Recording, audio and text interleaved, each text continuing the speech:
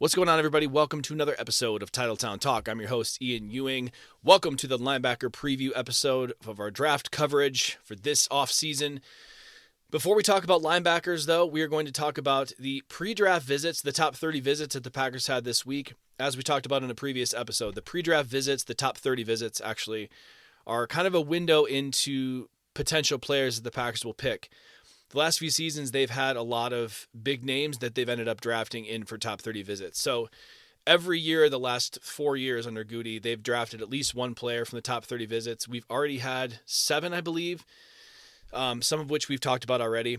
So it does give us a good idea of who they're interested in and potential positions that they're interested in. It's not foolproof. The year they drafted Lucas Van Ness, they had in all the edge rushers except him. So sometimes it really is just doing a little bit of extra homework on some guys. But a couple really interesting names on this list that they had in for visits. So the first one is not so surprising. Shavon Revel from, I believe, South Carolina. I forgot the college he's from, a very small school. It looks like Shavon Revel, guys, but it's actually Shavon Revel. The S or the H in the SH is silent. They also had in Isaiah Bond, the wide receiver from Texas, and my favorite receiver in the entire draft, Matthew Golden from Texas. So a couple interesting things there. With Revel, we talked about him in the cornerback preview episode. I'm a big fan of his. If he didn't get hurt this past year, he actually probably would have been a top 15 to top 10 pick. That's the sort of hype that he was getting coming into this season. That being said, I think he's probably coming in just to sort of check on his knee injury. Because remember, we talked about it. He had that torn ACL. He will be healed up for the season. However, I'm sure that they want to get their medical guys on him and sort of make sure that there's no long-term concern for the knee.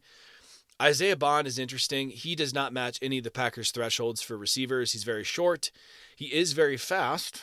Very fast. He was the one at the Combine who was famous for saying that he was going to break the Combine record set by his former teammate Xavier Worthy last year. And he ran a 4.39, so he kind of disappointed in a big way. Still really fast. You can see it on tape. The dude could take the top off really quickly.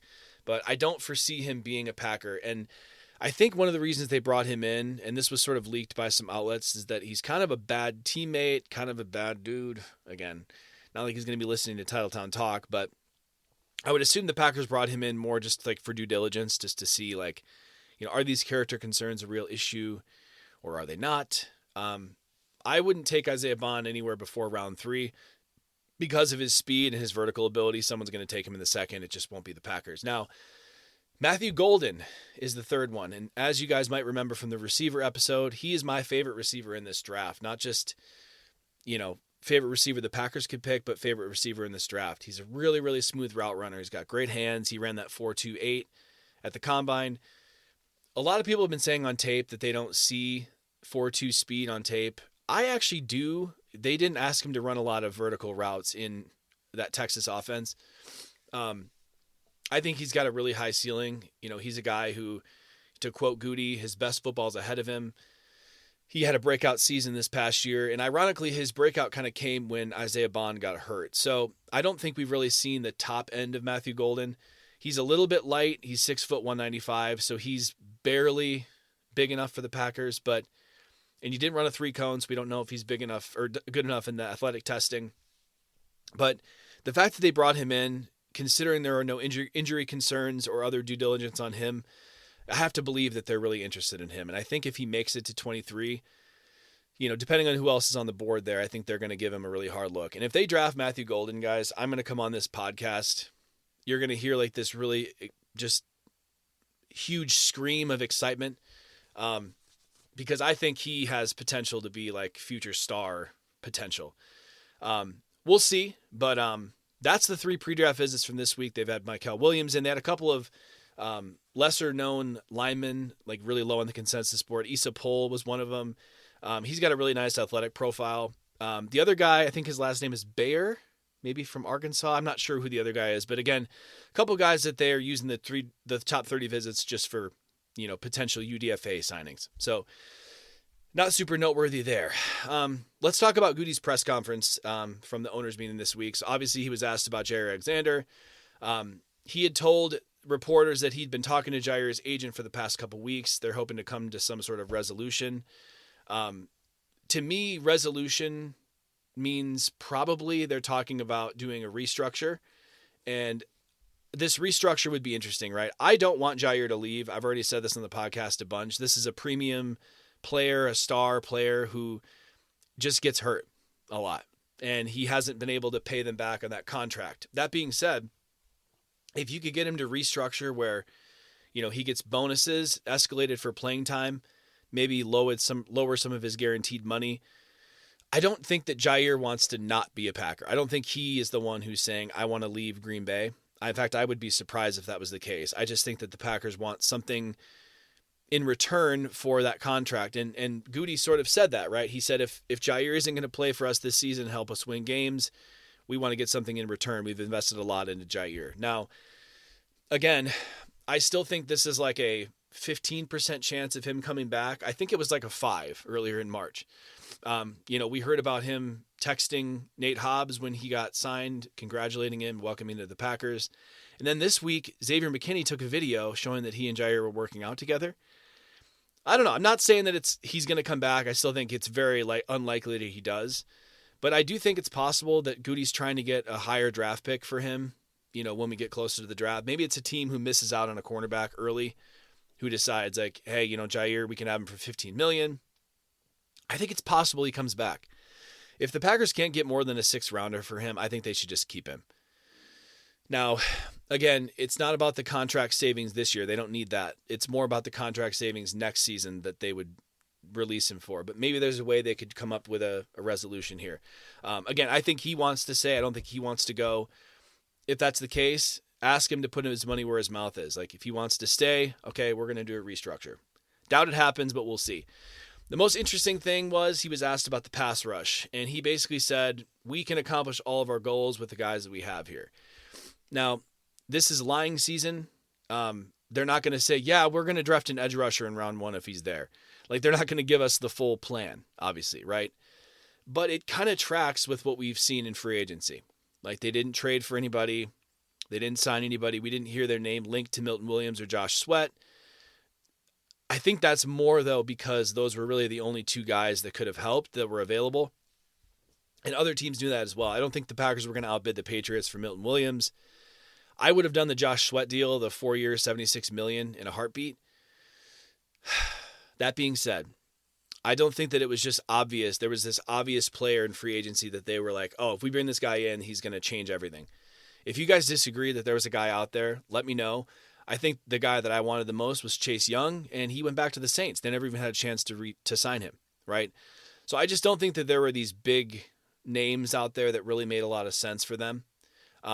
Again, if somebody disagrees, that's okay. There were a few guys I liked. I really liked Malcolm Kuntz. He signed back with the Raiders. So again, I just don't think there were that many guys who were available. Trey Hendrickson is not available. Myles Garrett and Max Crosby did extensions. So I just don't think it's Goody just saying, yeah, we're going to just come in with the guys we have, right?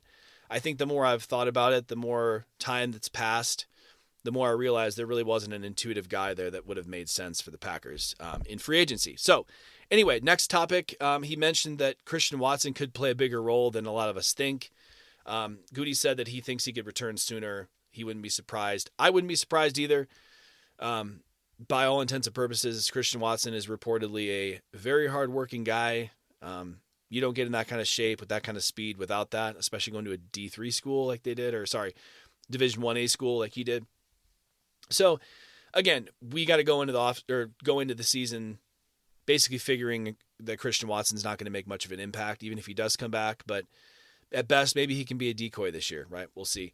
Last thing that was noteworthy, we kind of knew this already. Elton Jenkins was going to be the center this year, and we aren't really surprised by that. But what was interesting, though, is he mentioned that Jordan Morgan is going to rotate in at left tackle.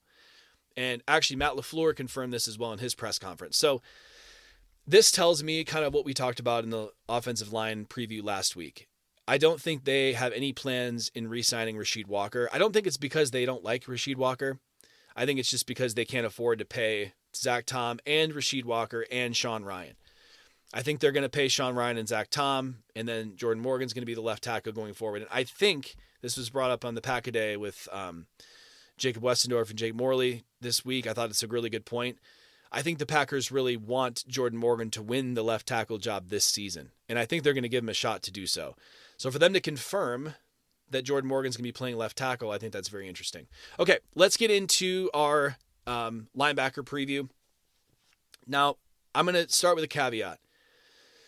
I don't think that they're going to pick a linebacker before round 4, but we will talk about a guy in the first round that I love and that I think is possible that they could pick and sort of surprise all of us. So I'll tease that for now. We'll talk about it later. For linebackers, they typically like guys who are, over 6 feet tall, 8 RAS or better. They don't have as many strict, athletic tests that they stick to with linebacker, at least from what we've seen. Now, RAS or 8 or better, Tyron Hopper's last year was around a 6, I believe. But according to the Packers, he ran a 4.5, even though his testing at the combine was like 4.69. So maybe he ran a 40 faster privately for the Packers. Again, we aren't privy to all of these things, right? Linebacker's an interesting position, right? I think that, whoever they draft this year is not going to start for them, right? They have Hopper. They also re-signed Isaiah McDuffie. I think they're going to give Tyron Hopper a chance to win that other linebacker job next to Edgerrin Cooper and Quay Walker. Quay is interesting, though. Now, Goody has been pretty open about the fact he wants to re-sign Quay to an extension. I've been really high and low on him. I thought he was going to come into last season and just light it on fire. And ironically, he did have a really good stretch of games last season where he was playing like top 5 linebacker football. I think it was that stretch between Jacksonville and I forget the games. He had like a PFF grade over 80 in 3 straight games. Excuse me. So I think Quay Walker has a chance this season of being special. I do think that they want to see that before they re-sign him. I don't think we're going to see a Quay extension before the season. That being said, I think he was kind of overdrafted. Consensus, I think he was like 46. And then remember in 2022, they drafted him at 22. I thought that he had Packer written all over him in 22, guys. I swear. He was like a tier 1 Packer fit over and over. I just didn't see it before round 2. So they've been known to surprise us before. Okay, so again, let's look at the guys here. There are not that many in the draft. This won't take too long. But the guys that are in the draft, I really, really like. So again, over 6 feet tall, RAS over 8. We're going to prioritize those guys first. Excuse me. First guy is Kane Medrano out of UCLA. He is 6'2", 222 pounds. He has a 9.87 RAS, which is crazy. He's currently 228 in the consensus board, so roughly a 6th, 7th round pick. Some places have him higher, like in the 140s. I think it's interesting. I think he has a pretty wide range he could go to. He ran a 4.4 40 at 6'2", 222. So that's a really athletic guy. And his explosion scores were really good too. I don't have him in front of me. He had a 71 overall grade from PFF in 2024. Remember, 60 is average from PFF all the way up to 100. So 71 above average. He had a 71 pass rush grade, so they did rush him quite a bit. Only a 67 run defense grade, 76 coverage grade. But here's where the weaknesses come out on him. He had a 26% missed tackle percentage. So missing tackles is a big problem for him. It's also a big problem in the NFL. If you come into the league a bad tackler, it's very rare that people come in and become good tacklers. They can come in and be okay. But again, he does have a pretty good wingspan. He's long, tall. So I do think there's potential that he could become an adequate tackler. We'll use the NFL.com scouting reports for today. His strengths, he plays really fast and downhill. Very decisive when hitting the running holes. That's very obvious on tape. He's a very quick trigger guy. His coverage ability is sort of his biggest strength. So I think he could be a above average coverage player. This could be a guy who comes in on passing downs or, covers tight ends on early downs. I think that Kane Medrano has a ton of potential. Weaknesses, one other thing, he's a extensive experience as a special teamer, which is what he would do in year 1 in Green Bay. That's what makes me think Kane Medrano is going to be has a pretty good chance of being selected. I want you guys to remember that name, Kane Medrano. I think he, again, could come in and impact special teams right away. He could take some of those snaps against Tyron Hopper in training camp and Isaiah McDuffie Ultimately, though, this is a projection guy. They're not going to start him this year. Weaknesses: his build might be maxed out. Again, 6'2", 222. I would hope that's not the case, but it's certainly possible. His speed doesn't show up in his pursuit, his tackling pursuit. He gets swallowed up by blocks easily. He's below average in play recognition. Takes terrible angles, does not tackle well enough. We talked about all that. So again, some of his weaknesses, guys, are just like, again, outside of the tackling, you can work on tackling, but keep in mind, guys, they don't do live tackling in practice anymore like they did back in the day. So I think the way you come into the league as a tackler is kind of where you are. So the fact that he's not a good tackler now is concerning. Again, he's a 5th round and later guy. I do like him, though. Next guy, Teddy Buchanan from California, 6'2", 232, 9.61 RAS. That's really, really good. He's 169 on the consensus board. PFF grades 77.5 in 24. He did have an 83 and an 82 in 2022 and 23. 74 pass rush grades. That's really good. 71 run defense grade, 76 coverage. His missed tackle percentage, so to compare it to Medrano, he only had a 9.2% missed tackle percentage. His average depth of tackle is really good, 4.1 average. So that's meaning he's hitting people and tackling them within 4 yards of the line of scrimmage. That's really good. His 40-inch vertical was one of the best in the combine. He had a 10.5 broad, which is crazy. Really, really strong, really, really fast. He's well-cut, pro-sized guy, twitched-up athlete. He's got some good bend and pass rush situations. Light on his feet, takes lateral glides and angles, and then he covers space really, really well. His weaknesses, he's more of a backup singer than a lead artist. This is what NFL.com said. He gets lined up, he gets covered up in running inside runs really easily. He allows blockers too much time to hit him. He's just not very decisive, and you can kind of see it on tape. He takes a little bit too much time to identify. And his last thing, does not play with enough force on run fits. So again, you can coach this stuff up. The fact he can tackle is a really good thing with him. Again, his RAS was 9.61, 169 on the consensus board. So perfect time to take one. That's 5th to 7th round guy. Next guy, Danny Stutzman from Oklahoma. He is big, 6'3", 233, 9.59 RAS. He's 134 on the consensus board. So he's going to have to come off the board a little bit earlier. His PFF grades, 90 run defense grade, which is fantastic. 68 pass rush grade, 46 coverage. That is not good. Only a 12% missed tackle percentage. So this is a guy who could help instantly against the run. He's not going to be a guy who we can plug and play in passing situations whatsoever. But again, we don't need that from him. Edgerrin Cooper and Quay Walker are going to be in against the pass. He had 49 run stops, which is 7th in the country last year. This is in the entire country. This includes freshmen to seniors, not just draftable players. His strengths, he's an elite run defender. We saw that. We talked about that. Really, really good at tackling and shredding blocks. Great blitzer, freak athlete, right?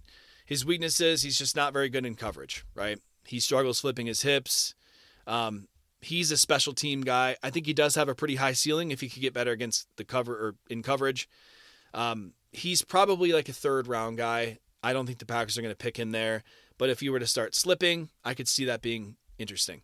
Next guy I really liked as well, Smile Munden from Georgia, aka Goody's favorite school. Smile Munden. He is he's kind of small. He's 6'2", 222. But I think you could build his size pretty good. He's 129 on the consensus board.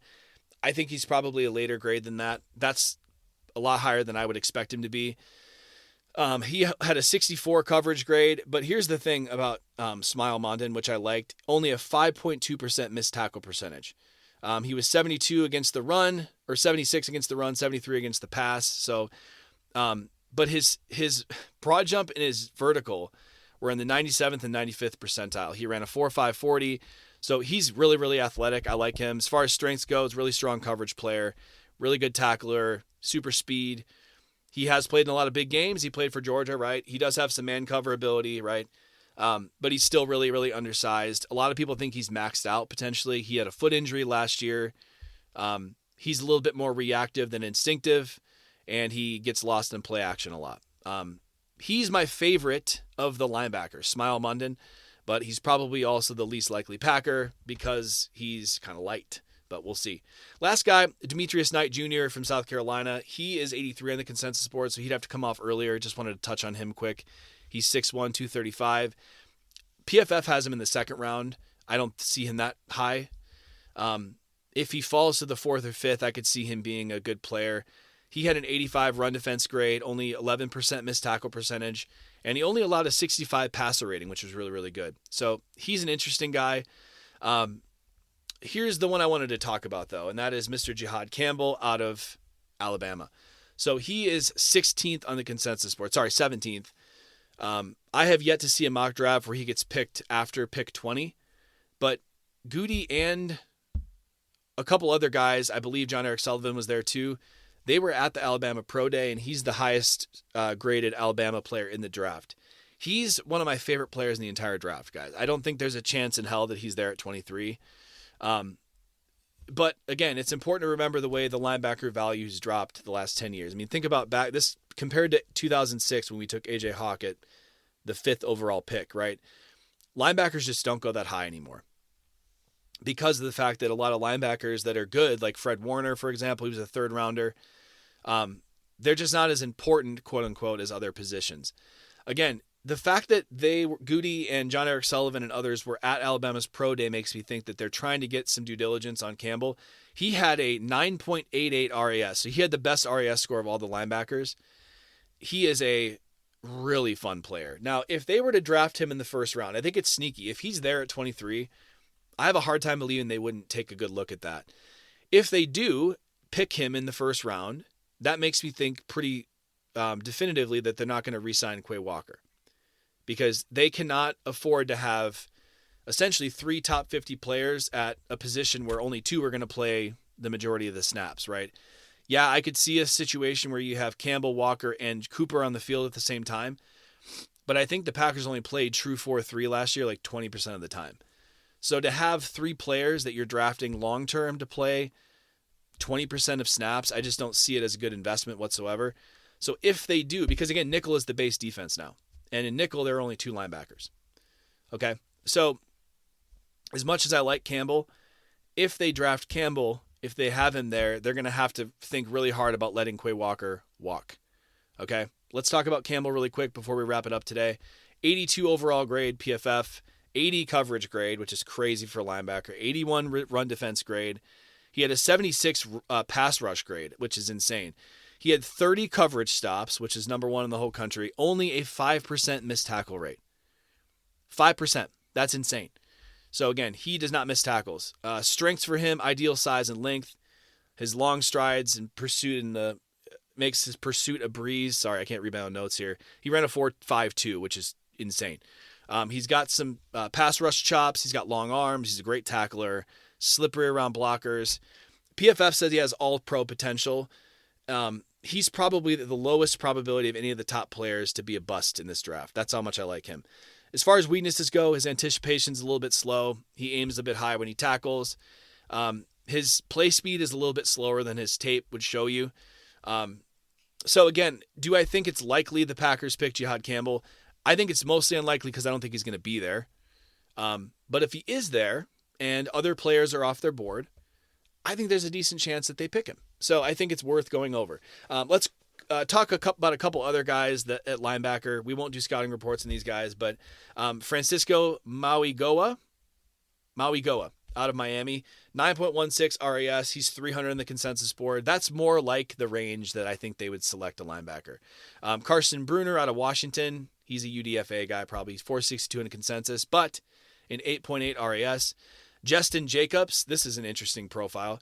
He's an Oregon linebacker, 6'3", 230, 811 RAS. So he's got a really interesting profile. He's not even on the consensus board, though. So that's going to take him, he's going to be late in the draft for sure. Colin Oliver out of Oklahoma State, another freak show. 6'1", 240, 974 RAS. Again, he's not even on the consensus board, though. Joseph Vaughn out of UCLA, he's interesting. 6'2", 234.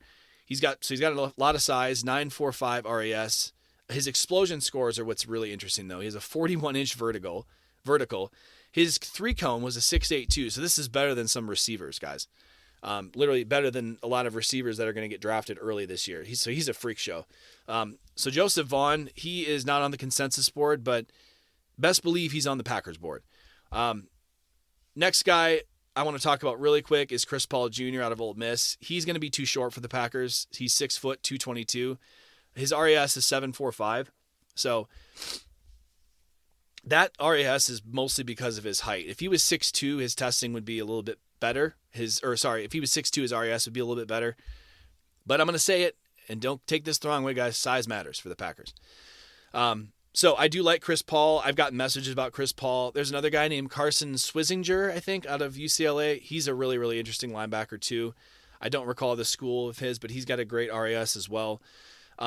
So that's going to do it for the linebacker episode, guys. I really appreciate you listening. I know I kind of went through this quickly. Linebacker, again, they've invested a lot of money. They've invested a lot of draft capital into the linebacker position, but they only have 4 guys really that are going to make the team. They probably need 5, if at least maybe 6. So I think they're definitely going to draft a linebacker, and I think there's a good chance they do it between rounds 5 and 7, maybe UDFA. There are a few guys on this list like Smile Munden. I like Stutzman better. I like Kane Medrano. I like all these guys better than Tyron Hopper, ironically. So we'll see, right? Tyron Hopper, Goody's still excited about him. I'm not. But we'll see, guys. I appreciate you listening. The next episode, I'm gonna do it on Sunday. Tight end, running back, safety, all in one episode. One of those positions I think could go sneaky high, and we'll talk about that. I'm going to tease that. You guys will be interested to hear that. Tune in for that. I think there's one of those positions, if not 2, that can come at 23 that we would be completely caught off guard by. But if you guys listen to the episode, you'll know why you shouldn't be caught off guard if it happens. So appreciate you listening, guys. Have a great rest of your night. Go Pack, go.